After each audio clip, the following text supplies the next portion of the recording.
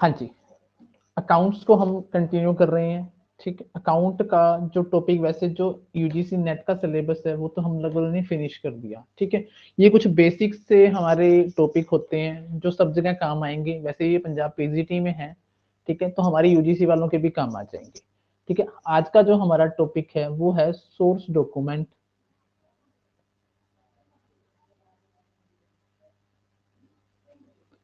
And voucher. ठीक है, हम बिजनेस के अंदर जो भी ट्रांजेक्शन करते हैं, हम बिजनेस के अंदर क्या करते हैं, ट्रांजेक्शन करते हैं। ठीक है, उन ट्रांजेक्शन को हमें क्या करना होता है, रिकॉर्ड करना होता है। कहाँ पे, बुक्स ऑफ अकाउंट्स में। बिजनेस के अंदर जो भी ट्रांजेक्शन हुई उसको हम लोग बुक्स ऑफ अकाउंट में क्या करते हैं, रिकॉर्ड करते हैं। अब बुक्स ऑफ अकाउंट्स में रिकॉर्ड करने के लिए हमारे कोई सबूत चाहिए, कोई प्रूफ चाहिए। ठीक है, उस प्रूफ को हम लोग इसकी लैंग्वेज में कहते हैं एविडेंस। ठीक है, वो एविडेंटल डॉक्यूमेंट चाहिए हमें, वो सपोर्टिंग डॉक्यूमेंट चाहिए जिसके बिहार पर आप बुक्स ऑफ अकाउंट्स में क्या करोगे, ट्रांजेक्शन को रिकॉर्ड करोगे। एविडेंस और सॉरी, जिन एविडेंस के बिहाफ पर आप ट्रांजेक्शन को बुक्स ऑफ अकाउंट्स में रिकॉर्ड करते हैं उनकी एविडेंस को हम लोग क्या नाम देते हैं, सोर्स डॉक्यूमेंट कहते हैं। तो बिजनेस ट्रांजेक्शन जिन एविडेंसेस डॉक्यूमेंट के बिहाफ पर बुक्स ऑफ अकाउंट्स में रिकॉर्ड की जाती हैं उन्हीं एविडेंस को हम लोग नाम देते हैं सोर्स डॉक्यूमेंट का। ठीक है जी। अब कहता है business transaction are recorded in the books of accounts on the basis of the evidence like invoice, cash memo, debit note, credit note etcetera. कहते हैं जितने भी बिजनेस ट्रांजेक्शन हैं उनको बुक्स ऑफ अकाउंट में किसी एविडेंस का मतलब यहाँ पर आप कह सकते हो कि प्रूफ, प्रूफ के भी यहाँ पर क्या किया जाता है, रिकॉर्ड किया जाता है। वो एविडेंस क्या क्या हो सकता है, इनवॉइस हो सकता है, उधार स्लिप का बिल हो सकता है, कैश स्लिप हो सकती है, डेबिट नोट, क्रेडिट नोट। इसके बारे में हम आगे चर्चा करेंगे। कहता some documentary evidence being is basis of recording entry are known as the source document. वो एविडेंस जिसके बिहार पर आप बुक्स ऑफ अकाउंट में एंट्री करोगे वो सारे के सारे एविडेंसेस कलेक्टिवली क्या कहलाते हैं, सोर्स डॉक्यूमेंट कहलाते हैं। ठीक है, on the basis of such source document debit और credit entries are being made in the books of account. इन्हीं सोर्सेज के बिहार पर आप बुक्स ऑफ अकाउंट में जो एंट्री करते हो, डेबिट में करनी है, क्रेडिट में करनी है, इसी बिहार पर करते हो। These source documents are evidence of business transaction. Source documents are written document which contain detail of the transaction prepared at the time it is entered into. It is also referred as supporting document as it is of primary importance in the books of account. Transactions are recorded on the basis of such evidence. तो कहने का मतलब है आप लोगों की कोई भी ट्रांजेक्शन हुई, ठीक है, उस ट्रांजेक्शन का कोई सपोर्टिंग एविडेंस हुआ। सपोर्टिंग एविडेंस का मतलब क्या है, फॉर एग्जांपल आप कोई माल खरीद के लेके आए, उसका आपको बिल कट के मिला। ठीक है, तो बिल की एक कॉपी क्या होगी, आपको दे दी। बिल का उसका जो डुप्लीकेट कॉपी होगी वो बिजनेस फर्म के पास रह जाएगी। तो वो ये जो बिल है बिजनेस फर्म्स के लिए क्या काम करेगा, उसकी सेल को रिकॉर्ड करने में एक सपोर्टिंग डॉक्यूमेंट का काम करेगा। तो इसी तरह सारे ट्रांजेक्शन के जो सपोर्टिंग डॉक्यूमेंट्स हैं वो क्या कहलाते हैं, हमारे सोर्स डॉक्यूमेंट कहलाते हैं। इन्हीं सोर्स डॉक्यूमेंट के बिहार पर हम बुक्स ऑफ अकाउंट में अगर डेबिट में एंट्री करनी है तो डेबिट में करते हैं, क्रेडिट में करनी है तो क्रेडिट में करनी है। यही एविडेंस हमारे लिए क्या कहलाते हैं, सोर्स डॉक्यूमेंट कहलाते हैं। इन एविडेंसेस में क्या क्या हो सकता है, इनवॉइस हो सकता है, कैश मेमो हो सकती है, डेबिट नोट हो सकता है, क्रेडिट नोट हो सकता है, ये चीजें हो सकती हैं। ठीक है, तो हम वन बाय वन पढ़ेंगे। अब कैश मेमो क्या होता है, नाम से पता चल रहा है क्या है, कैश, जिसमें जो नगद लेन देन को रिकॉर्ड करने वाला मेमो होगा। It is prepared by the seller, it is prepared by the seller for goods sold against cash. Cash memo acts as an evidence for both seller and the purchaser of goods. For the purchaser for goods purchased against cash and for the seller for sales made against cash. कहने का मतलब क्या है, cash memo क्या होती है, किसके द्वारा प्रिपेयर किया जाता है, सेलर के द्वारा। कब प्रिपेयर करता है सेलर, जब कोई गुड्स को कैश में बेचा जाए। कैश मेमो एक्ट करती है एविडेंस का, ठीक है, किसके लिए, सेलर के लिए भी और परचेजर के लिए भी। अब आपको मैंने जैसे फॉर एग्जांपल मैं मार्केट गया, मार्केट में एक आदमी को मैंने 1000 रुपीज दिए और सामान लिया, उसने मेरे को बिल काट के दिया और उसमें लिख दिया कैश रिसीव्ड। ठीक है, तो ये दोनों के लिए क्या करेगा, एविडेंस का काम करेगा। मेरे लिए एविडेंस हो जाएगा कि मैं 1000 का सामान खरीद के लेके आऊं कैश बेसिस पर। ठीक है, उसके लिए एज ए एविडेंस हो जाएगा कि उसने 1000 रुपए की नगद सेल की है। ठीक है, for the purchaser for goods purchase against cash, for the seller sales made against cash. It contain, इसमें क्या डिटेल ऑफ गुड्स होगी, क्वांटिटी होगी, रेट होगी, टोटल अमाउंट होगी, डेट ऑफ ट्रांजेक्शन होंगे। ठीक है। तो कैश मेमो सेलर द्वारा बनवाया जाता है, जिसमें ये मेंशन किया जाता है कि मैंने इतना सामान, इतनी क्वांटिटी का इस आदमी को इस डेट को इस रेट से बेचा है और कैश पर बेचा है। सेलर और परचेजर के लिए, दोनों के लिए क्या करेगा काम, एविडेंस का काम करेगा। सेलर के लिए भी मैंने कैश सेल की है, परचेजर के लिए मैंने कैश परचेज का काम करेगा। अब जरूरी नहीं कि माल कैश ही बेचा जाए, उधार भी ट्रांजेक्शन होती है। ठीक है, तो इनवॉइस बिल बनता है जब उधार माल आप सेल करते हो। ये भी किसके द्वारा बनाया जाता है, सेलर के द्वारा। For goods sold on credit, जब उधार माल बेचा जाए तो इनवॉइस या बिल बनाया जाएगा, जब कैश माल बेचा जाए तो कैश मेमो से बिल कटेगा। It contains details such as to whom the goods are sold, किसको माल बेचा गया है ये लिखा जाएगा, कितनी क्वांटिटी का माल बेचा गया है ये लिखा जाएगा, कितने रुपए की सेल हुई है ये लिखा जाएगा। Seller prepares an invoice prepare करेगा और same is received by the purchaser as bill. These two terms are interchangeable and mean the same thing. The original copy of sale invoice is sent to the purchaser, को भेज दी जाएगी, duplicate copy किसके पास रख ली जाएगी, as evidence transaction record करने के लिए seller के पास रख ली जाएगी। अब वो तो था, दोनों सेम सेम से हैं। कैश सेल का बिल काटोगे तो कैश मेमो कहलाएगा, उधार सेल का काटोगे तो इनवॉइस कहलाएगा। ठीक है, दोनों की दो कॉपी होंगी, एक कॉपी सेलर के पास रह जाएगी, एक कॉपी परचेजर के पास चली जाएगी। ठीक है, तो दोनों ही के पास, दोनों के लिए क्या करेगा, एविडेंस का काम करेगा। अब यहाँ पर उधार माल सेल हुआ है, ठीक है, तो उसमें लिखी दोनों चीजें जाएंगी, किसको माल बेचा गया, कितनी क्वांटिटी का बेचा गया, किस अमाउंट से बेचा गया, टोटल सेल कितने की हुई, ये सारी बातें रिकॉर्ड कर ली जाएंगी। एक कॉपी परचेजर को दे दी जाएगी। ठीक है, एक कॉपी सेलर अपने पास रखेगा। सेलर अपने पास इसलिए रखेगा क्योंकि इसको फर्दर बुक्स ऑफ अकाउंट्स में क्या करनी है, रिकॉर्डिंग करनी है। ये क्या कहलाएगा हमारे लिए, इनवॉइस या बिल कहलाएगा। ठीक है, हाँ जी। अब पे इन स्लिप, अब आप लोगों में से बैंक जाके ट्रांजेक्शन कौन कौन करके आया, निशु नैन्सी बोथ एन, दोनों में से कोई आप में से बैंक में पैसे जमा करवा के आया कोई अभी? हेलो सर वैसे तो करवाए हैं। करवाए हैं, निशु आपने करवाए हैं कभी? चलो, हाँ जी, ये आपका वाउचर है, जमा करवाने वाला वाउचर। ठीक है, इसकी दो पार्ट होते हैं, ये वाला, ठीक है, नेम, ठीक है, यहाँ अमाउंट होती है, यहाँ साइन का कॉलम होता है। ठीक है, यहाँ अकाउंट नंबर होता है, यहाँ भी अकाउंट नंबर होता है। ठीक है, अकाउंट नंबर मेंशन कर दिया, नेम मेंशन कर दिया, यहाँ डेट डाल दी। अब बैंक क्या करता है, जब भी आप ये वाउचर भर के देते हो, फॉर एग्जाम्पल 10,000 रुपीज आप लोगों ने जमा करवाने हैं, 10,000 ही यहाँ लिख देते हैं। तो बैंक वाला जो ऑन सीट बैठा पर्सन होता है या कैशियर होता है, वो क्या करता है, यहां से स्लिप को फाड़ता है। ठीक है, ये स्लिप फाड़ के साइन करके स्टैंप मार के आपको दे देता है और इस पर स्टैंप मार के साइन करके अपने पास रख लेता है। ठीक है, तो जो ये वाला हिस्सा है या फिर सारे का सारा डिपॉजिटिंग वाउचर है, वो क्या कहलाता है, पे इन स्लिप कहलाता है। क्या कहलाता है, पे इन स्लिप कहलाता है। ये कैश डिपॉजिट करवाने में भी और चेक डिपॉजिट करवाने में भी काम आता है। ठीक है, क्या मेरी बात समझ गए आप लोग? Yes sir. ठीक है, निशु समझ में आ रही है बच्चे ऑनलाइन? ठीक है, अब बोल नहीं सकते तो टाइप कर सकते हो, यहाँ पे आपके पास ऑप्शन होगा। हाँ जी, पे इन स्लिप क्या होती है, it is use deposit cash और cheque into bank. It is a form which is available from a bank having a counterfoil which is return to the depositor with cashier's signature. भाई ये क्या होता है, एक voucher होता है, counter fall बोलते हैं इसको, मतलब वही इस टाइप का होता है। ठीक है, तो इसमें डिपॉजिटर को वापस लौटा दिया जाता है कैशियर सिग्नेचर करने के बाद, एज रिसिप्ट के तौर पर। The counterfoil give details regarding the date, amount in cash और चेक डिपॉजिटेड। इसमें जैसे फॉर एग्जांपल किसी बाहर की पार्टी के नाम आप 1 लाख रुपए बैंक में जमा करवा के आए। ठीक है, आज तो कल तो ऑनलाइन ही कर देते हैं, जमा करवा के आए। ठीक है, तो ये वाला जो पोर्शन होगा आपका, ये आपको एविडेंस का काम करेगा। ठीक है, जो बैंक रिलेटेड आपने ट्रांजेक्शन को रिकॉर्ड करनी होगी, उसके लिए ये क्या करेगा, एविडेंस का काम करेगा, क्योंकि इस पर तारीख लिखी होगी, कितनी तारीख को जमा करवाया था। ठीक है, कितनी अमाउंट का बिल था ये, या फिर कितनी अमाउंट की ट्रांजेक्शन थी, उसको अपनी बुक्स ऑफ अकाउंट में क्या करने में, रिकॉर्ड करने में आपकी क्या करेगा, हेल्प करेगा। ठीक है, अब चेक तो सभी को पता है क्या होता है, ये एक नेगोशिएबल इंस्ट्रूमेंट एक्ट के तहत चेक क्या होता है, एक बिल्स ऑफ एक्सचेंज होता है।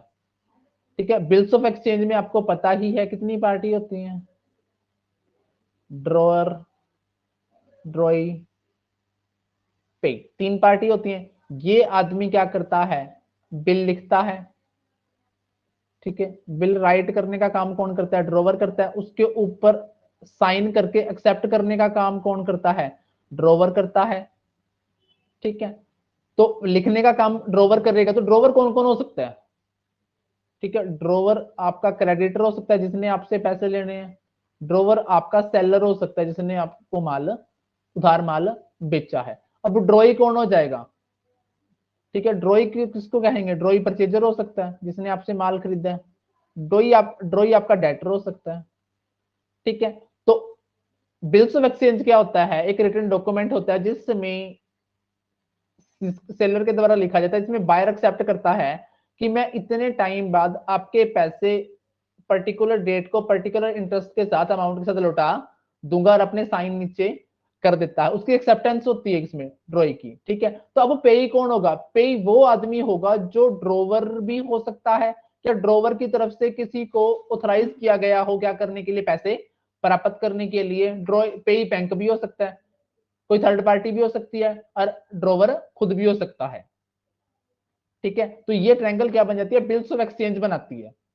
कितनी पार्टी, पेपर में सवाल पूछा जाता है कि bills of exchange have contain number of parties, तो आप कहेंगे ड्रोवर, ड्रॉई एंड पे।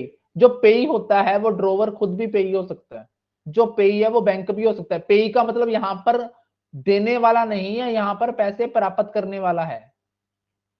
पे का मतलब यहाँ पे पैसे देने वाला नहीं है, पैसे प्राप्त करने वाले बंदे को हम लोग क्या कह रहे हैं, पे कह रहे हैं, ठीक है। तो चेक क्या हो गया, यहाँ पर एक नेगोशिएबल इंस्ट्रूमेंट एक्ट के तहत एक चेक क्या है, एक बिल्स ऑफ एक्सचेंज है, drawn on a specified bank के ऊपर ड्रॉ करता है। क्योंकि जो भी आदमी चेक देता है, चेक वो आदमी के ऊपर ड्रॉ नहीं करता, वो पर्टिकुलर बैंक का चेक काटता है। जैसे मैं आपका कहूँ कि मेरे पास तो एसबीआई की चेकबुक है, मेरे पास पीएनबी की चेकबुक है, बैंक के ऊपर चेक काटेंगे। And not express to be payable otherwise than on demand, और it includes the electronic image of a truncated cheque and a cheque is in electronic form, ठीक है। अब चेक क्या होता है, एक क्या बोलते हैं उसको, एक नेगोशिएबल इंस्ट्रूमेंट होता है, एक कंडीशनल ऑर्डर होता है, जिसमें ये माना जाता है कि एक आदमी के द्वारा कहा जाता है कि या तो मुझे या फिर मेरे ऑर्डर पर, ठीक है, किसी व्यक्ति को क्या देनी है, अपने अमाउंट विड्रॉल करने का राइट देना है, ठीक है। ये क्या कहता है कि चेक क्या कहता है कि भाई मेरी तरफ से मेरे को या फिर मेरे बताए गए किसी व्यक्ति को या फिर मेंशन किए गए व्यक्ति को आपने क्या देनी है, अमाउंट विड्रॉल करने का राइट देना है। यही क्या कहलाता है, चेक कहलाता है। तो cheque is a document in writing drawn upon the bank के ऊपर ड्रॉ किया जाता है, which the account is held, जिसमें आपका खाता होता है उसी अकाउंट बैंक के ऊपर चेक आप ड्रॉ करोगे। Is payable on demand, payable on demand होता है। The bank supply the cheque forms, cheque form देता है, the name of the party to whom payment is to be made, जिसके नाम आपने पेमेंट करनी है उसको लिखा जाता है। आफ्टर द वर्ड्स टू पे, पे टू किसको करना है, ठीक है। पे टू में अगर आपने खुद ने विड्रॉल करने हैं, ठीक है, तो आप यहाँ पे सेल्फ भी लिख सकते हो, ठीक है। या फिर किसी और को जो आपका ट्रस्टी पर्सन है उसको भी सेल्फ के नाम का चेक दे सकते हो। तो बैंक उसकी क्या करेगा, बैक साइड में दो साइन करवा लेगा, ठीक है, और उसका मोबाइल नंबर नोट कर लेगा जिसको आपको ऑथराइज करके दिया है, ठीक है। फिर उसके बाद रिटर्न और फिगर और वर्ड्स में अमाउंट लिखी जाएगी, ठीक है। उसके बाद चेक किसके द्वारा साइन किया जाएगा, ड्रोवर के द्वारा चेक को साइन किया जाएगा, ठीक है। हाँ जी, चेक के बारे में जानकारी आपको पता लगी होगी। Yes sir. Sir negotiable instrument act कौन सा होता है, मतलब कि 1882 एक सन, ये हम पढ़ेंगे, वैसे 1882 होता है, ये हम लोग पढ़ेंगे। 1881 और 82 होता है, इसको हम जब वो पढ़ेंगे लीगल एस्पेक्ट्स पढ़ेंगे तो वहां पे इसको पूरा पढ़ने वाले हैं, ओके ठीक है। अब ओके, अब मेरे को एक छोटी सी चीज बताओ, जब हम कोई चीज परचेज करते हैं तो क्या एंट्री करते हैं, purchase account debit, purchase person account का नेम डेबिट, आ जाता है या कैश। पर्सन का नाम या कैश आ जाता है, ठीक है। चलो हम लोग यहाँ पे एक एंट्री करते हैं कि जैसे मैंने राम से माल खरीदा,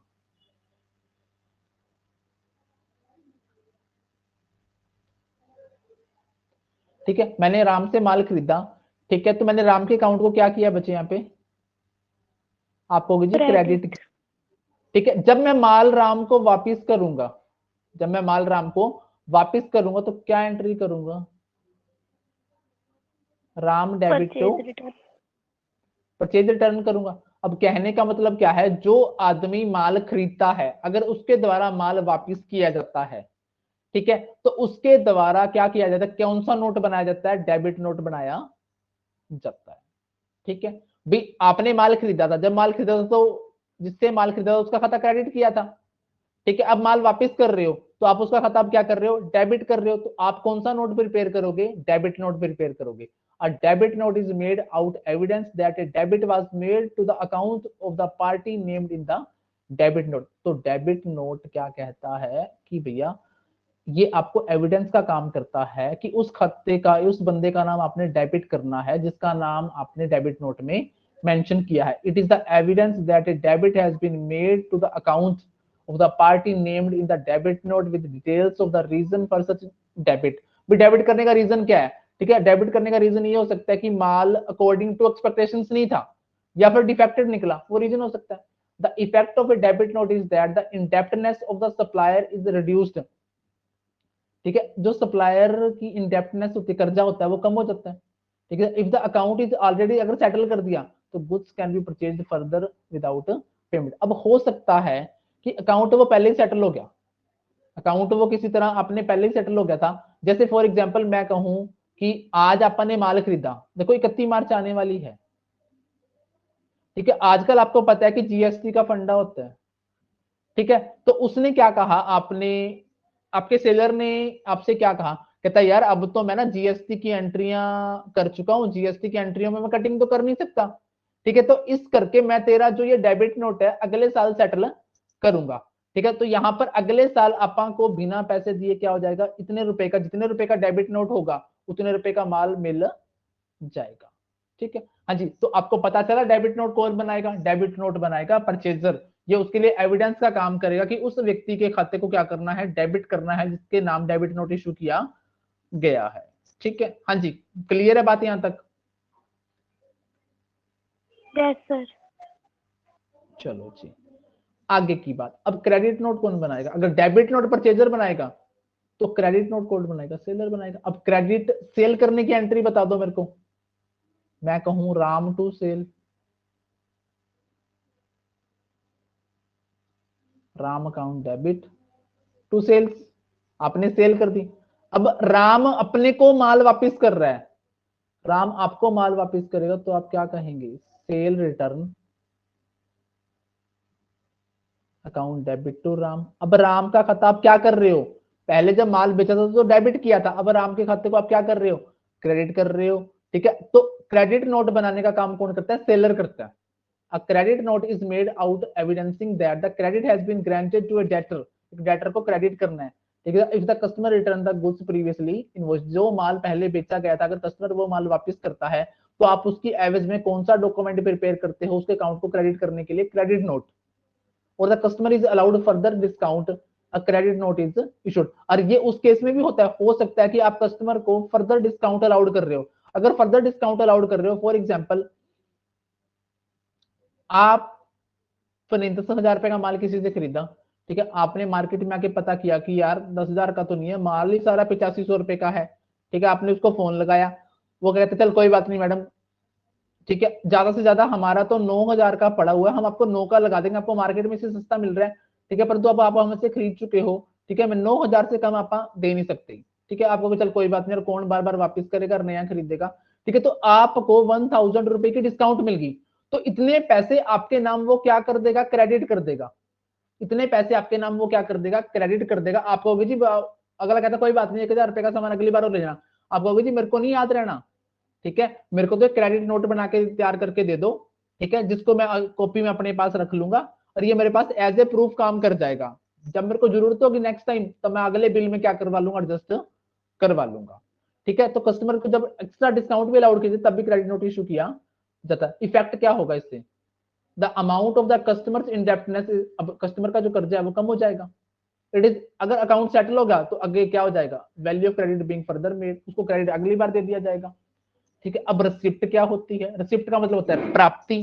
कहता है जब कैश और cheque is received from a customer, जब कैश या चेक किसी कस्टमर से क्या किया जाता है, प्राप्त किया जाता है, ये receipt for the amount received is issued, उसको पैसे प्राप्त करने की, आप कहते हैं ना आप कहीं पैसे जमा करवाने गए हैं, आप कहीं पैसे जमा कराने गए, आप कहते हैं यार पर्ची बना के दे दे, ठीक है, पर्ची बना के दे दे। ये तो पर्ची तो हम लोग छोटे शहरों में कहते हैं, ठीक है, बड़े शहरों में तो वो कहता है भैया बिल काट के दे दे, ठीक है, या फिर अपनी लेटर हेड होती है जो, ठीक है, दुकान की जो लेटर हेड होती है जिसके ऊपर दुकान का नाम छपा होता है, जीएसटी नंबर वगैरह होता है, वहां आप लोग अपने पैसे मेरे लिख के जमा करके मेरे को देते, ठीक है। जब कैश और चेक रिसीव किया जाता है किसी कस्टमर से तो एक रिसिप्ट दी जाती है जितनी अमाउंट प्राप्त की है। Receipt is prepared in duplicate, the original copy तो पार्टी को दे दी जाती है, ठीक है, जिसने पेमेंट करी है, डुप्लीकेट कॉपी अपने पास एज ए रिकॉर्ड रख ली जाती है। इसमें क्या होता है, डिटेल ऑफ द डेट होती है, कितनी तारीख को पैसे आए हैं, कितने पैसे आए हैं, ठीक है, पार्टी का नाम क्या, किसके नाम से आए हैं, और नेचर ऑफ पेमेंट क्या है, वो चेक के थ्रू है या फिर कैश के थ्रू है, ठीक है। अब वाउचर क्या होता है, अब ये जितनी भी चीजें अपन ने पढ़ी हैं, ठीक है, अब आप बैंक में जाते हो, बैंक में एक तो पैसे जमा करवाने का वाउचर होता है, जमा कराने की स्लिप होती है, ठीक है, एक विड्रॉल करने की स्लिप होती है, ठीक है। तो ये सारे के सारे कलेक्टिवली क्या कहलाते हैं, ये वाउचर कहलाते हैं, ठीक है, जमा करवाने का वाउचर, विड्रॉल करने का वाउचर, ठीक है। जो एक बात बताओगे मेरे को, जमा कराने का तो वाउचर आपको पता है कि डिपॉजिट करवाने का वाउचर है, जो विड्रॉल का वाउचर है उसको कहते क्या है, बैंक की लैंग्वेज में क्या कहते हैं, कोई बता सकता है मेरे को? उसको कहते हैं डेबिट वाउचर, ठीक है। तो वाउचर क्या हुआ, it is a document evidencing a business transaction, a voucher detailing the accounts that are debited and credited is prepared on the basis of the source document such as cash memo, invoice, bill, receipt, pay slip, cheque, debit and credit notes. तो voucher क्या हो गया, एक documentary evidence हो गया, ठीक है, एक डॉक्यूमेंट एविडेंस हो गया, बिजनेस ट्रांजैक्शन का जो डॉक्यूमेंट एविडेंस होगा वाउचर कहलाएगा। वाउचर डिटेलिंग क्या होगा, उसमें अकाउंट होगा जिसको खाते को डेबिट करना है या फिर क्रेडिट करना है। वाउचर क्या होगा, आपकी बिजनेस ट्रांजैक्शन का एक डिटेल्ड या डॉक्यूमेंट एविडेंस होगा जिसमें ये मेंशन किया होगा किस खाते को आपने डेबिट करना है, क्रेडिट करना है, किसके बिहाफ पर, सोर्स डॉक्यूमेंट के बिहाफ पर। सोर्स डॉक्यूमेंट कौन कौन से होते हैं, अभी आप पढ़ के आए, कैश मेमो, इनवॉइस और बिल, रिसिप्ट हो गया, पे इन स्लिप हो गया, चेक हो गया, डेबिट हो गया और क्रेडिट हो गया। आगे आते हैं टाइप्स ऑफ वाउचर, ठीक है। बेसिकली वाउचर्स में भी क्लासिफाइड टू कैटेगरीज, दो कैटेगरी में बांट दिए। एक तो supporting voucher, these are also known as को सोर्स वाउचर या सोर्स डॉक्यूमेंट भी कहा जाता है। भाई स्पोर्टिंग वाउचर कौन से होंगे, ठीक है, वो document which come into existence when A transaction is entered into. जब भी कोई आप ट्रांजैक्शन करते हो, जो जो भी आपको रिटर्न डॉक्यूमेंट प्रूफ मिलता है वही आपका सोर्स वाउचर या फिर सोर्स डॉक्यूमेंट कहलाता है। इसको स्पोर्टिंग वाउचर भी कहते हैं हम लोग। अब अकाउंटिंग वाउचर कौन से होंगे, अकाउंटिंग वाउचर आप खुद क्रिएट करते हो, ये सेकेंडरी वाउचर्स कहलाते हैं। These vouchers are a written document होते हैं, prepared on the basis of the supporting voucher के बिहाफ पर बनाए जाते हैं। किसके लिए, अकाउंटिंग और रिकॉर्डिंग पर्पज के लिए बनाए जाते हैं, ठीक है, जो एक अकाउंटेंट द्वारा तैयार किए जाते हैं और काउंटर साइन किए जाते हैं किसके द्वारा, ऑथराइज पर्सन के द्वारा। तो अकाउंटिंग वाउचर को हम लोग सेकेंडरी वाउचर कहते हैं। ये वाउचर रिटन डॉक्यूमेंट होते हैं जो तैयार किए जाते हैं किसके बिहाफ पर, स्पोर्टिंग वाउचर के बिहाफ पर तैयार किए जाते हैं। जो अपने ऊपर अभी स्पोर्टिंग वाउचर पड़े थे उनके बिहाफ पर तैयार किए जाते हैं। किसके लिए तैयार करते हो आप इन चीजों को, भैया अकाउंटिंग के लिए और रिकॉर्डिंग करने के लिए, ठीक है। जो किसके द्वारा तैयार किया जाता है, अकाउंटेंट के द्वारा। जो काउंटर साइन किसके द्वारा किए जाते हैं, ऑथराइज पर्सन के द्वारा। These accounting vouchers are prepared, ये कैश भी हो सकते हैं और नॉन कैश ट्रांजैक्शन को भी रिकॉर्ड करते हैं। अब कैश वाउचर क्या होगा, कैश वाउचर दो प्रकार का होगा बच्चों, एक डेबिट और एक क्रेडिट। जब आप कैश प्राप्ति करोगे, कैश प्राप्त करोगे तब तो डेबिट वाउचर में एंट्री करोगे। जब कैश पेमेंट करोगे तब कौन से वाउचर में एंट्री करोगे, क्रेडिट वाउचर में एंट्री करोगे। तो cash voucher which are prepared at the time of the receipt और पेमेंट ऑफ कैश, जब कैश पेमेंट प्राप्त करते हो या फिर पे करते हो तब जो वाउचर बनाया जाता है उसको कैश वाउचर कहते हैं, ठीक है। इसमें इंक्लूड रिसिप्ट एंड पेमेंट आएगी थ्रू, इसमें चेक भी शामिल किया जाएगा, ठीक है। डेबिट जब पे करोगे, जब प्राप्त करोगे, ठीक है, transaction involving cash are known as cash voucher, ठीक है। इसके अंदर रिसिप्ट आएंगी, receipt and payment through cheque, ठीक है। क्रेडिट में सिर्फ पेमेंट आएगी, यहाँ पर रिसिप्ट आएगी, ठीक है, इसमें रिसिप्ट आएगी और सर इसमें क्या इसमें तो आएगी, पेमेंट भी लिखा हुआ है। हाँ पर गलत है ना, तभी तो मैंने रिसिप्ट लिख दिया आपको, ठीक है। अब एक सिंपल सी बात बताओ, बिजनेस के पॉइंट ऑफ व्यू से बताओ सोच के, मैं बिजनेस को कैश दे रहा हूं तो बिजनेस उसकी एंट्री क्या करेगा, कैश अकाउंट डेबिट, तो रिसिप्ट ही आएगी ना देने वाले सिर्फ, का नाम। हाँ रिसिप्ट ही आएगी, फिर मतलब पेमेंट नहीं आएगी ना, पेमेंट जब देंगे तब आएगी। अब नॉन कैश वाउचर कौन से होंगे, जिसमें नॉन कैश ट्रांजेक्शन रिकॉर्ड की जाएंगी, ठीक है। उधार ट्रांजेक्शन के लिए आज का कम्प्लेक्स वाउचर या कंपाउंड वाउचर या कम्प्लेक्स वाउचर या जर्नल वाउचर कौन से होंगे, ठीक है। विद मल्टीपल, जिसमें मल्टीपल डेबिट और क्रेडिट हो, complex voucher and compound voucher, ठीक है, journal voucher, transaction with multiple credits are called complex transaction and the accounting voucher are prepared for such transaction is known as the complex voucher। भाई जिसमें multiple debit credit हो वो complex transaction कहलाती है, ठीक है। उसके लिए जो वाउचर तैयार किया जाएगा वो कॉम्प्लेक्स वाउचर या जर्नल वाउचर कहलाएगा, ठीक है। अब compound voucher which record transaction with multiple debit and credit and one credit और debit are called compound voucher. हो सकता है कि जैसे फॉर एग्जांपल हम लोग कंपाउंड एंट्री करते हैं, मैंने सैलरी पे की, मैंने रेंट पे किया, मैंने इंटरेस्ट पे किया, ये तीनों खाते क्या हैं, क्रेडिट डेबिट होने हैं, ठीक है। तो टू कैश कर दिया मैंने, यहाँ पे मल्टीपल डेबिट है और क्रेडिट है, ठीक है। डेबिट ज्यादा है तो डेबिट वाउचर, मल्टीपल डेबिट ज्यादा है तो डेबिट वाउचर, मल्टीपल क्रेडिट ज्यादा है तो कौन सा बन जाएगा, क्रेडिट वाउचर बन जाएगा, ठीक है। तो उसके बाद क्या कहता है, वाउचर के लिए कोई format, proper set of format नहीं है, अकाउंटिंग वाउचर बनाने का कोई सेट नहीं है, ठीक है। ये डिजाइन किए जाते हैं, the design of the accounting voucher depend करता है नेचर पे, रिक्वायरमेंट पे और कन्वीनियंस ऑफ द बिजनेस पे डिपेंड करता है, ठीक है। टू डिस्टिंग्विश होता है विभेद, फर्क पता करने के लिए कि वाउचर कौन सा है, आप अलग अलग कलर के वाउचर यूज कर सकते हो, ठीक है जी। हाँ जी, ये था आपका छोटा सा चैप्टर जिसको हम लोगों ने पढ़ा, जिसका नाम क्या था, सोर्स डॉक्यूमेंट, ठीक है। आई थिंक ज्यादा नहीं, कुछ तो नई जानकारी आपको यहाँ पे मिली होगी, ठीक है। लाइक डेबिट नोट क्या होता है और क्रेडिट नोट क्या होता है, ठीक है। मान लो सीधा सवाल छोटे एग्जाम में डायरेक्टली भी पूछ लेता है, ठीक है, कि डेबिट नोट किसके द्वारा बनाया जाता है, क्रेडिट नोट किसके द्वारा बनाया जाता है। तो डेबिट नोट तो अपन ने अभी पढ़ा था, वो तो परचेजर ने बनाया था, क्रेडिट नोट किसने बनाया था, सेलर ने बनाया था। अगर इसको थोड़ा सा टिपिकलिटी वे में बनाना हो तो ये पूछ सकता है कि डेबिट नोट में किसका खाता डेबिट किया जाता है और किसका खाता क्रेडिट किया जाता है, ये भी आपको पता है, ठीक है। डेबिट नोट में सप्लायर का खाता डेबिट किया जाएगा, क्रेडिट नोट में कस्टमर का खाता क्रेडिट किया जाएगा। क्या इन दोनों में फर्क समझ गए आप लोग? यस सर, वो आपने एंट्री बनाई थी उससे अकॉर्डिंग बता रहे हो। हाँ, अभी अपन ने एंट्री की थी, सिंपल था कि आपने परचेज किया, ठीक है, परचेज टू राम किया था, ठीक है। जब आप वापस करोगे डेबिट नोट बनाओगे तो आप क्या करोगे, राम टू परचेज रिटर्न करोगे, तो किसका खाता, राम से माल खरीदा था, राम हमारा सप्लायर था, ठीक है। तो सप्लायर का खाता क्या किया जाएगा, डेबिट किया जाएगा डेबिट नोट में, ठीक है। और क्रेडिट नोट में किसका खाता क्रेडिट किया जाएगा, कस्टमर का खाता क्रेडिट किया जाएगा। चलिए जी, ठीक है, ये चैप्टर तैयार, आगे करते हैं दूसरा चैप्टर, ठीक है। इस यहां तक कोई दिक्कत तो नहीं है? हाँ जी, आ गया चैप्टर तक? चलिए जी, ये चैप्टर तो आपके में भी आ जाएगा, trial balance and rectification of error आपके उसमें भी आ जाएगा।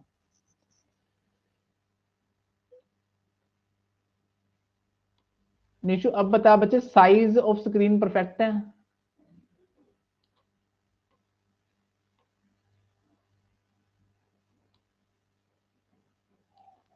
सही है सर। नहीं, उनको दिक्कत आ रही थी कल परसों। हाँ जी, trial balance and rectification of error. अब ट्रायल बैलेंस क्या होता है, ठीक है। अब ट्रायल बैलेंस तो पहली बात तो ये बताओ, इट इज एन अकाउंट और ए स्टेटमेंट? स्टेटमेंट। ठीक है, ट्रायल बैलेंस क्या होता है, एक स्टेटमेंट होती है, it is not an account, ठीक है। तो आप क्या करते हो, जब भी आप अपने लेजर, अब देखो सबसे पहला काम आप क्या करते हो, सबसे पहला काम आप जर्नल करते हो, ठीक है। जर्नल के बाद आप लेजर पोस्टिंग करते हो, लेजर पोस्टिंग करके क्या करते हो, बैलेंसिंग करते हो, मतलब समराइजिंग कर देते हो, अकाउंट के बैलेंस निकाल देते हो, ठीक है। बैलेंस निकाल के आप एक स्टेटमेंट में रिकॉर्ड करते हो, जिस स्टेटमेंट का नाम क्या है, ट्रायल बैलेंस है, ठीक है। अब ये ट्रायल बैलेंस इसलिए बनाना चाहते हो, सिर्फ किस लिए बनाते हो, ताकि अर्थमेटिकल एक्यूरेसी चेक की जा सके, ठीक है। क्या करना चाहते हो आप, अर्थमेटिक एक्यूरेसी चेक करना चाहते हो, शुद्धता चेक करना चाहते हो, क्या हमारे जो बुक्स ऑफ अकाउंट्स हैं, ठीक है, क्या वो अर्थमेटिकली, मतलब कैलकुलेटिव पार्ट पे कोई एरर तो नहीं है, वो ठीक है। तो अब आप क्या बनाते हो, ट्रायल बैलेंस बनाते हो। तो ट्रायल बैलेंस क्या होती है, list of debit and credit होती है, ठीक है। कहां से उठाए हैं, लेजर से उठाए हैं, ठीक है। इसके अंदर balance of cash and bank भी होता है, कहां से उठाया गया, कैश बुक से उठाया गया होता है। तो ट्रायल बैलेंस क्या होता है, list of debit and credit होती है, जो आपने कहां से उठाई है, लेजर से उठाई है। इसमें कैश और बैंक बैलेंस भी होता है, कहां से, कैश बुक से उठाया गया। इसकी फीचर क्या है, इसकी ये एक स्टेटमेंट है, पहला सवाल का आंसर, ये अकाउंट नहीं है, स्टेटमेंट है। दूसरा ये पर्टिकुलर डेट को बनाया जाता है, जिसके अंदर लेजर बैलेंसेज होते हैं। ठीक है, ये लिस्ट ऑफ ऑल बैलेंसेज होती है जो लेजर में एक पर्टिकुलर डेट को एट प्रेजेंट अवेलेबल होते हैं। जैसे फॉर एग्जांपल 31 मार्च को हम लोग ट्रायल बैलेंस बनाए, तो 31 मार्च को लेजर में जो भी बैलेंसेज होंगे हर अकाउंट के, ठीक है, और कैश बुक में जो भी बैलेंसेज होगा उसकी लिस्ट को हम लोग क्या कहेंगे, ट्रायल बैलेंस कह देंगे। It is prepare to check the arithmetical accuracy, जो हमारी अर्थमेटिकल एक्यूरेसी है बुक्स ऑफ अकाउंट की, उसको चेक करने के लिए बनाते हैं। ये क्या बनाने में सहायता करता है, आपकी फाइनल अकाउंट। ठीक है, फाइनल अकाउंट में आपको पता ही है trading and profit, trading account, profit and loss account और बैलेंस शीट हम लोग बनाते हैं। Generally prepared at the end of the accounting period में बनाया जाता है, किसी पर्टिकुलर डेट को बनाया जाता है। It contains all the accounts in the ledger including cash and bank balance भी आते हैं। ठीक है, ऑप्शनल होता है, ये ऐच्छिक होता है, मैंडेटरी नहीं होता। It is prepared with the balances of ledger accounts with total of the discount account, जो डिस्काउंट अकाउंट होते हैं उसका टोटल। ठीक है, और जो लेजर होते हैं, लेजर अकाउंट जो होते हैं उनकी बैलेंसिंग से ये तैयार किया जाता है। अब किस अकाउंट का कौन सा बैलेंस होता है, समटाइम छोटे पेपरों में ये पूछ लिया जाता है और हम लोग समटाइम फंस जाते हैं। असेट्स का डेबिट बैलेंस होता है, लायबिलिटी का क्रेडिट होता है, कैपिटल का क्रेडिट होता है, ओपनिंग स्टॉक का डेबिट होता है, क्लोजिंग स्टॉक का डेबिट होता है, एक्सपेंसेस का डेबिट होता है, लॉसेस का डेबिट होता है, इनकम का क्रेडिट होता है, गेन्स का क्रेडिट होता है। ठीक है, ड्रॉइंग का डेबिट बैलेंस होता है, समटाइम यहां फंस जाते हैं। ठीक है, ये इसलिए मार्क किया मैंने। अब एडजस्टेड परचेज क्या होती है, एडजस्टेड परचेज हमें निकालनी है तो क्या ऐसे निकलेंगी, opening stock plus purchase minus closing stock करके निकलेगी, वो आपकी क्या आ जाएगी, एडजस्टेड परचेज आ जाएगी। ठीक है, अगर क्लोजिंग स्टॉक ना घटा हो तो वो दूसरी परचेज आ जाएगी, नॉर्मल परचेज रहेगी। एडजस्टेड परचेज कौन सी होगी, opening stock plus purchase minus closing stock. इसका भी कौन सा बैलेंस होता है, डेबिट बैलेंस होता है। फिर कॉस्ट ऑफ गुड्स सोल्ड निकालनी पूछ लेता है और एडजस्टेड परचेज भी निकालनी पूछ लेता है। तो कॉस्ट ऑफ गुड्स सोल्ड तो आपको बहुत अच्छे से आती है निकालनी, opening stock plus purchase plus direct खर्चे माइनस क्लोजिंग स्टॉक। इसका भी कौन सा बैलेंस होता है, डेबिट बैलेंस होता है। अब परचेज का तो डेबिट बैलेंस होगा ही होगा, अगर परचेज का डेबिट बैलेंस है तो रिटर्न का ऑटोमेटिकली क्या है, क्रेडिट बैलेंस है। परचेज रिटर्न का दूसरा नाम आप सभी को ध्यान में रखना है, रिटर्न आउटवर्ड है। क्या है, रिटर्न आउटवर्ड है। ठीक है, सेल का कौन सा बैलेंस होता है बच्चों, क्रेडिट बैलेंस होता है। अगर सेल का क्रेडिट बैलेंस होता है तो सेल रिटर्न का कौन सा हो जाएगा, डेबिट बैलेंस हो जाएगा। कोई दिक्कत नहीं है यहां तक तो। ठीक है, उसके बाद इंपॉर्टेंट बात ये वाली, पर्सनल और रियल अकाउंट्स को ही लेजर में बैलेंस किया जाता है। जो नॉमिनल अकाउंट होते हैं वो उसको क्लोज कर दिया जाता है, प्रॉफिट एंड लॉस अकाउंट में ट्रांसफर करके उसको क्या कर दिया जाता है, क्लोज कर दिया जाता है। सिर्फ पर्सनल और रियल अकाउंट ही क्या किए जाते हैं, बैलेंस किए जाते हैं। मतलब बैलेंसिंग सिर्फ किसकी निकाली जाती है, पर्सनल अकाउंट और रियल अकाउंट की निकाली जाती है। ठीक है, अब पर्सनल अकाउंट मैंने आपको पढ़ा रखे हैं, ठीक है, रियल भी मैंने आपको पढ़ा रखे हैं। पर्सनल का क्या रूल होता है, debit all the receiver, credit all the giver. ठीक है, debit all the receiver and credit all the giver. ठीक है, रियल का क्या रूल था, debit what comes in, credit what goes out.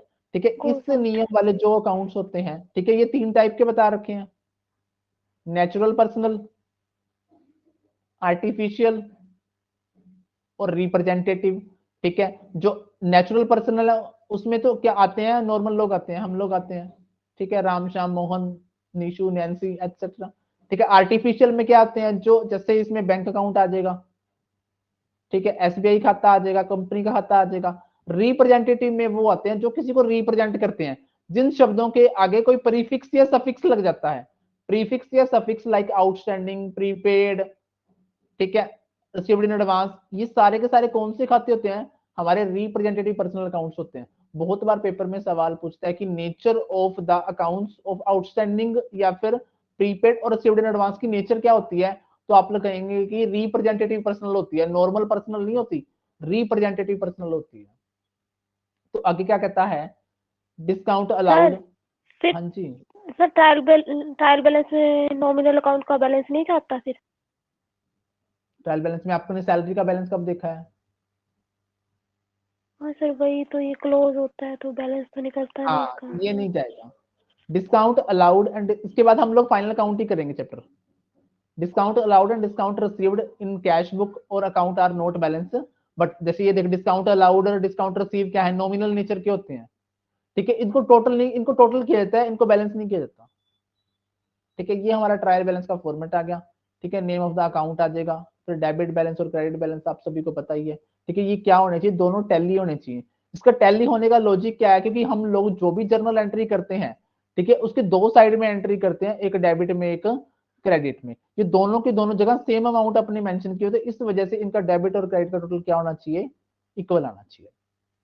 ठीक है, अब रेक्टिफिकेशन ऑफ एरर, भाई ट्रायल बैलेंस तो बना लिया, ट्रायल बैलेंस में कुछ कमियां रह गई होंगी, तो उसको रेक्टिफाई करना है पापा ने, एरर आ गए तो रेक्टिफाई करना पड़ेगा। तो certain errors may still remain in the books of accounts despite the accountant working cautiously, भी चेतावनी भरे लहजे से या फिर मतलब बहुत ही सावधानी पूर्वक काम करने के बावजूद भी, ठीक है, बुक्स ऑफ अकाउंट में कुछ ही तरह के एरर रह जाते हैं।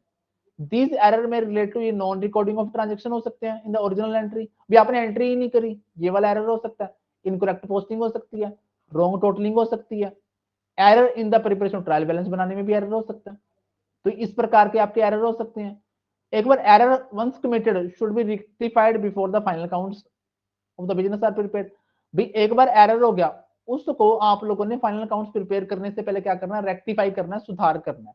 कहते if the errors are not corrected before the final accounts are prepared, सही नहीं किए गए, then such accounts will never present the true and fair view of the financial position. अब एक चीज देखो, ये आपका ट्रायल बैलेंस है, इसी ट्रायल बैलेंस के बिहाफ पर आप क्या बना रहे हो, फाइनल अकाउंट्स बना रहे हो। अगर इसी में कमियां हैं तो ऑटोमेटिकली क्या होगा, जो फाइनल अकाउंट्स बनेंगे, फाइनल अकाउंट आपका क्या करते हैं, आप नेट प्रॉफिट नेट लॉस दिखाते हैं, फाइनेंशियल पोजीशन दिखाते हैं, तो ऑटोमेटिकली ये true and fair view present नहीं करेंगे। तो errors are generally corrected by erasing. अब हम नॉर्मली क्या करते हैं, हम नॉर्मली करते हैं, जैसे फॉर एग्जांपल मैं कहूं कि राम को माल बेचा तो राम टू सेल्स, ठीक है, गलती से मेरे से यहां पर 1000 लिखा गया, ठीक है, लिखना था 900, तो हम लोग नॉर्मली क्या करते हैं, ठीक है, या फिर क्या करेंगे,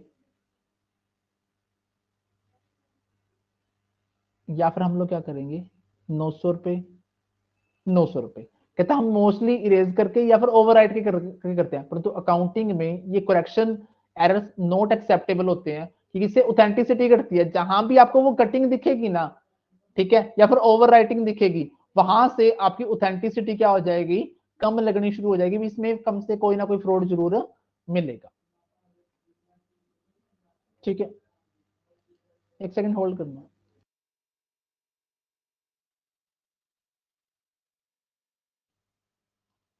हाँ जी, so errors are corrected by the passing, हम लोग रेक्टिफाइंग एंट्री करते हैं। ठीक है, अब रेक्टिफाइंग एंट्री हम लोग कर रहे हैं, जैसे मैंने क्या किया, फर्नीचर खरीदा, ठीक है, और उसको परचेज अकाउंट में डाल दिया। मैंने फर्नीचर खरीदा, उसको गलती से परचेज अकाउंट में डाल दिया, तो मैंने, देखो इसमें 3 एंट्री होती है बच्चों। पहली एंट्री जो मैंने गलत कर दी,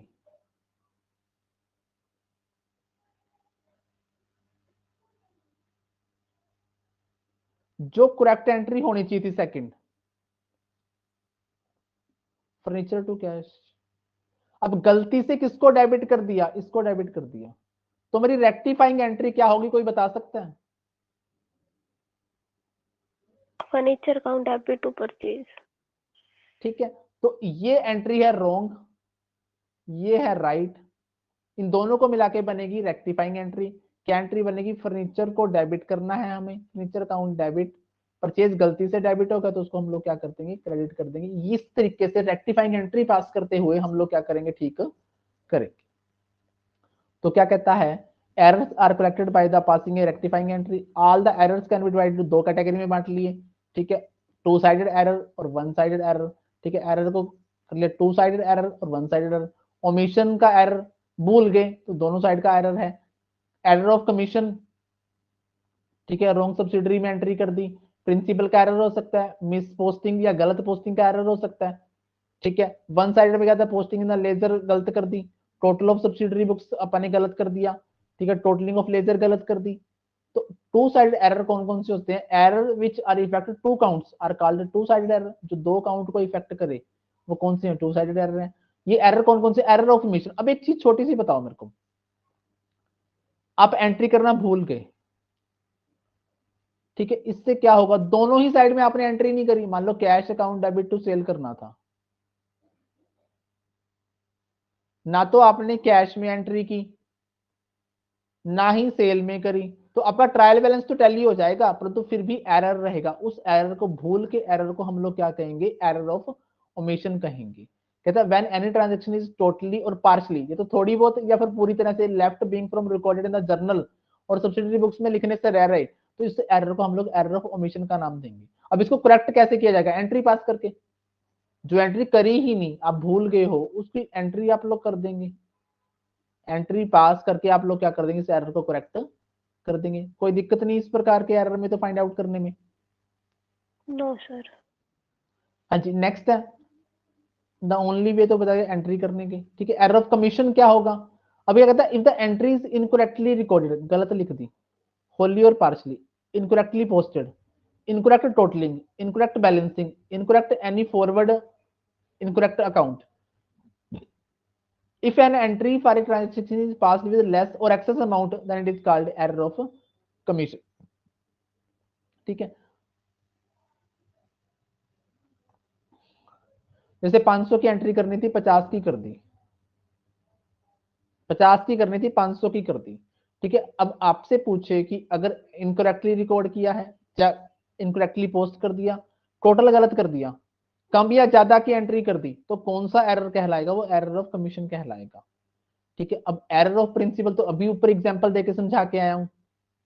जो पहली एंट्री रेक्टिफाइंग की सिखाई थी मैंने आपको, फर्नीचर खरीदा था, फर्नीचर खरीदा था, परचेज में डाल दिया। अब आपको रूल की जानकारी ही नहीं है, तो आप फर्नीचर को, फर्नीचर तो भैया असेट्स है, ठीक है। परचेज अब सिर्फ आप गुड्स की रिकॉर्ड करते हो, परचेज में तो सिर्फ उन्हीं आइटम को डालते हो ना जिनकी आप, जिनमें आप डील करते हो, तो गुड्स की रिकॉर्डिंग ही परचेज में डालते हो। पर तो खरीदा फर्नीचर डाल दिया परचेज में, या फिर करवाई इंस्टॉलेशन मशीनरी की डाल दिया खर्चों में। ठीक है, इंस्टॉलेशन करवाई है आपने मशीन की, तो इस खर्चों को आप लोग मशीन में डालोगे। ठीक है, परंतु मशीन में ना डाल करके आप लोगों ने प्रॉफिट एंड लॉस अकाउंट में इसको शो कर दिया, ठीक है, इंस्टॉलेशन या वेजेस वगैरह के नाम से डाल दिया, तो वो वाला जो एरर कहलाएगा वो एरर ऑफ प्रिंसिपल कहलाएगा। If an entry is passed without following the fundamental principle को फॉलो किए बिना, ठीक है, जब कोई आप एंट्री कर देते हो तो वो एरर ऑफ प्रिंसिपल कहलाता है। कि ऐसा किस वजह से होता है, जब आपको अंडरस्टैंडिंग नहीं होती, किसकी वजह से, कैपिटल रिवेन्यू की अंडरस्टैंडिंग ना हो, ऐसा तब करते हो। अब कैपिटल आपको पता क्या होता है, कैपिटल खर्चे कौन से होते हैं, ऐसा खर्चा जो एक बार कर दिया इसका बेनिफिट आपको लॉन्ग पीरियड तक मिलेगा। एग्जाम्पल क्या है, फिक्स सेट्स खरीदी है, ठीक है, डेबिट करनी चाहिए थी फिक्स सेट्स अकाउंट में, परचेज अकाउंट में डालनी नहीं चाहिए थी, ये भी कैपिटल एक्सपेंडिचर है। ठीक है, तो फंडामेंटल क्या हो जाएगा, फंडामेंटल प्रिंसिपल की वायलेशन हो जाएगी यहाँ पर, अगर आप डेबिट अकाउंट में, सॉरी, परचेज अकाउंट में डाल दोगे। इसी तरह आपने फ्राइट पर, इंस्टॉलेशन पर, असेट्स पर खर्चा किया, ये भी असेट्स अकाउंट में डेबिट होना चाहिए था, आपने फ्राइट या इंस्टॉलेशन अकाउंट में डेबिट कर दिया, तो ये भी फंडामेंटल राइट की, सॉरी, फंडामेंटल जबकि प्रिंसिपल है उसकी वायलेशन हो जाएगी। ठीक है, और क्या हो जाएगा, एरर ऑफ प्रिंसिपल हो जाएगा। नेक्स्ट है wages paid for construction of A building, building की कंस्ट्रक्शन के लिए वेजेस पेड की, ठीक है, डेबिट करनी चाहिए थी बिल्डिंग अकाउंट में, आपने वेजेस में डाल दी। ठीक है, ये भी एक एग्जांपल हो गया। Error of posting in wrong account, गलत अकाउंट में डाल दी। ठीक है, पैसे मिले राम के खाते में डालने थे, ठीक है, डाल दिए श्याम के खाते में। ठीक है, इससे क्या होगा, आपका उतनी ही अमाउंट से डेबिट और क्रेडिट तो बराबर हो जाएगा, आपका ट्रायल बैलेंस तो मिल जाएगा, परंतु ये कौन सी पोस्टिंग कहलाएगी, मिस पोस्टिंग या फिर रॉन्ग अकाउंट कहलाएगी। कंपनसेटरी एरर, कंपनसेटरी एरर का क्या मतलब है, जो एक दूसरे अकाउंट को कंपनसेट करते। ठीक है, अब राम के खाते में 50 रुपए एंट्री करने थे और श्याम के खाते में 500 करने थे, उल्टा कर दिया, राम के खाते में 500 कर दिए, श्याम के खाते में 50 कर दिए, तो जो फर्क था 450 रुपए का, वो कंपनसेट हो गया। ऐसे एरर को बोलते हैं कंपनसेटरी एरर। ठीक है, हाँ जी, an error is counter balance by another error in such a way that it is not disclosed by the trial balance द्वारा डिस्क्लोज नहीं होगा, तो ऐसे एरर को हम लोग कंपनसेटरी एरर बोलते हैं। ठीक है, एरर व्हिच नलिफाई या cancel the effect of each other are called compensatory. ऐसा एरर जो नलिफाई कर देता है, कैंसिल कर देता है इफेक्ट ऑफ ईच अदर, आपस में जो इफेक्ट है, ठीक है, वो नलिफाई कर देता है, ठीक है, उसको बोलते हैं compensatory error.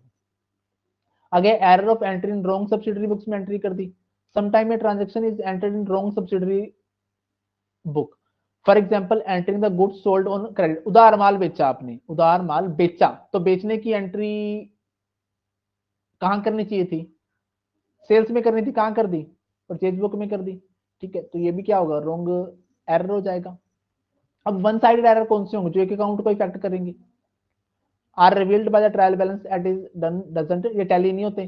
These types of error occur at the time of the posting in the ledger, totalling the subsidiary books, totalling any particular account in the ledger. One sided error जो एक अकाउंट को effect करे, ठीक है, जिससे Ram 2000 received from the Ram से प्राप्त हुए, राम के खाते में लिख दिए,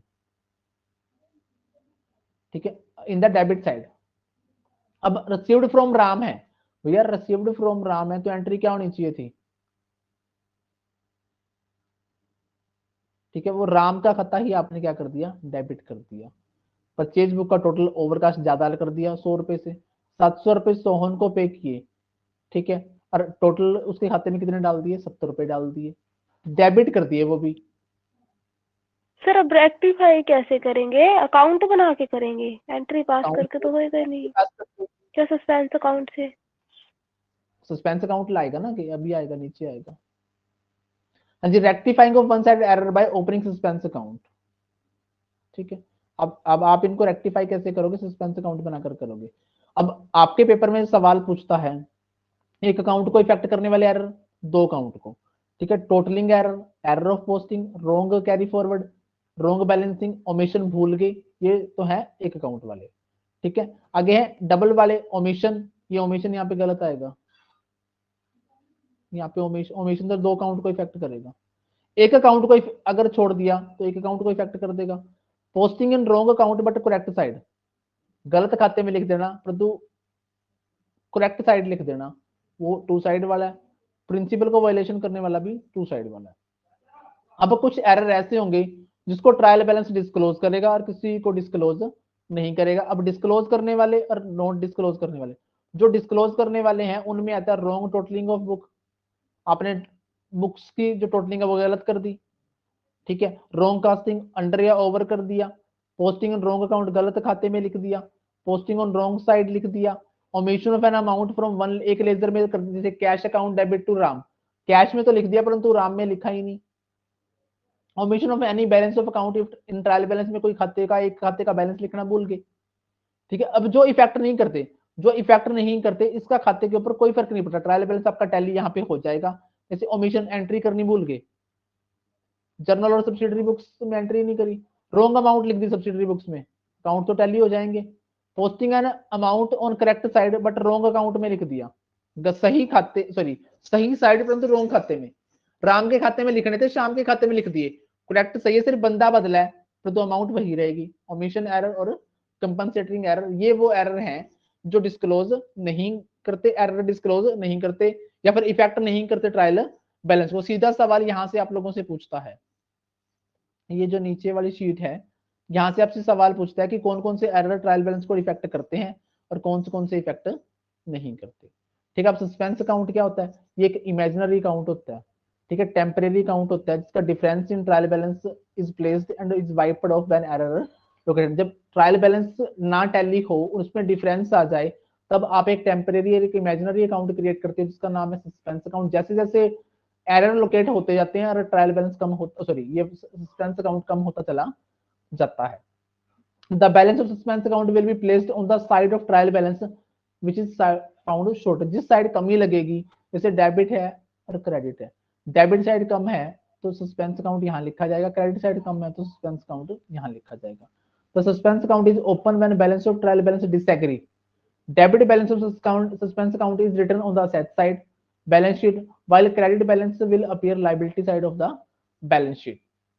भी डेबिट बैलेंस तो असेट साइड लिखा जाएगा, ठीक है, और क्रेडिट बैलेंस कहाँ लिखा जाएगा, लायबिलिटी साइड लिखा जाएगा। Suspense account is also open to post doubtful item के लिए भी लिखा जाता है, जैसे नाम नहीं पता पार्टी का। नेक्स्ट ये suspense account balance of the previous year will be carried as opening balance.